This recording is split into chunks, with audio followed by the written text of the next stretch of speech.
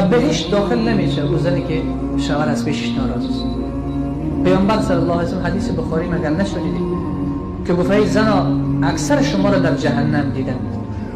یک زن بلند شد و بما یا رسول الله برای چی؟ فرمود علت ای که شما به جهنم میرید ناسپاسی شوهرانتون است که یک تا میگه 6 تا شما میگه. آخه من همیشه به خواهرام میگم یک مشت مرد بزنه دیگه تو خسته نمیشه و تو قواره بکن سر یک کسی که زورش داشته باشه.